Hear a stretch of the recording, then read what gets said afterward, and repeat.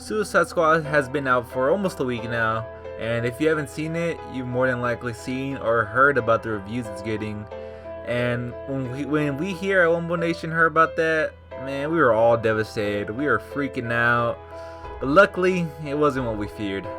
The squad itself was great. Margot Robbie killed it as Harley Quinn. Will Smith played Will Smith, but he was still entertaining and the most relatable of the group. El Diablo was someone who stood out to me. His backstory was not forced in and came out of nowhere like Harley Quinn's flashbacks. And when we do hear his backstory, it hit us right in the goddamn feels, man. And the rest of the Suicide Squad was just kind of thrown to the side. Captain Boomerang was funny but doesn't say or do much. I'm not sure why he would return during the finale. I think it would have been better if he would have left at that bar scene and never returned until we see him get dragged back to his cell at the end, and that's why he receives no payment like the others. Because, I mean, at the end of the movie, he's just screaming in solitary confinement, and he doesn't get a TV or he doesn't get a new punching bag. He doesn't get anything cool. He's just back to being in solitary confinement.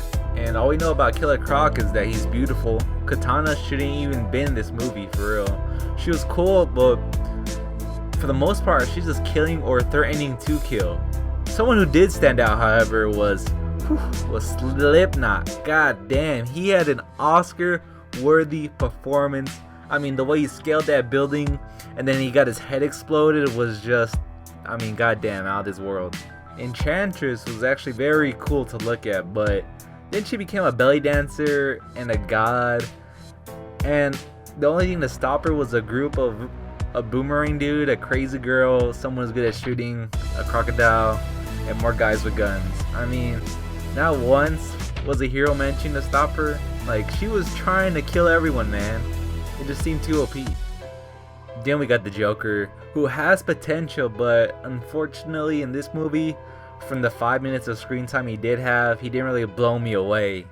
When he was first introduced at that club, I thought, oh, Jared Leto going for that unpredictable flip at a switch, you know what I'm saying? He's like, one moment he's nice to you, the next he's over there screaming his lungs out at you. Really funny. Really funny. What do you mean I'm funny? It's funny, you know. It's a good story. It's funny. You're a funny guy. What do you mean? You mean the way I talk? What? It's just, you know, you're just funny. It's funny, you know, the way you tell the story and everything. Funny how? I mean, what's funny about it? Hey, Tommy, no, you got it all wrong. Hey, Oh, Anthony. He's a big boy. He knows what he said. What'd you say? You're right. Funny how? What? Just, you know, you're funny. You mean, So? well, let me understand this, because you know, maybe it's me, I'm a little fucked up, maybe. But I'm funny how? I mean, funny like I'm a clown, I amuse you. I make you laugh. I'm here to fucking amuse you. What do you mean funny? Funny how? How am I funny? No, just, you know how you tell a story. What? No, I don't know. You said it. How do I know? You said I'm funny. How the fuck am I funny? What the fuck is so funny about me? Tell me. Tell me what's funny.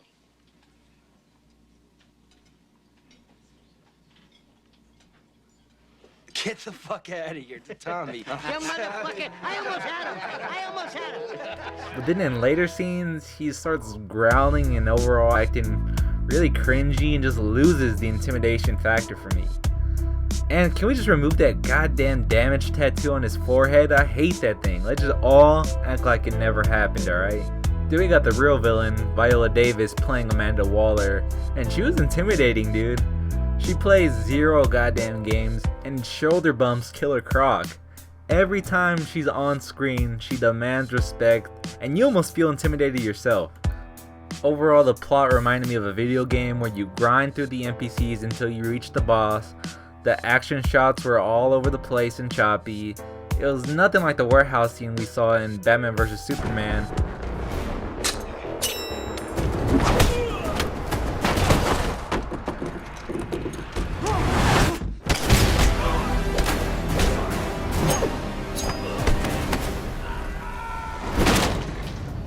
Flashback scenes were good, but felt shoved in and out of place. Some characters were thrown to the side. But despite all my complaints, I'm still able to recommend this movie, man. I feel like they do a great job at portraying these characters on the big screen. Everyone has a moment that look badass and interact with each other. It also doesn't take itself too seriously, and they have fun in this movie. And I think because of that, I did too. So overall, I'd give it a 7 out of 10. But that's just my opinion. Hopefully Wonder Woman, we don't have this talk again where people are like, oh, I like it, I hate it, Hopefully everyone's just like, yeah, that shit was badass. But we'll see then.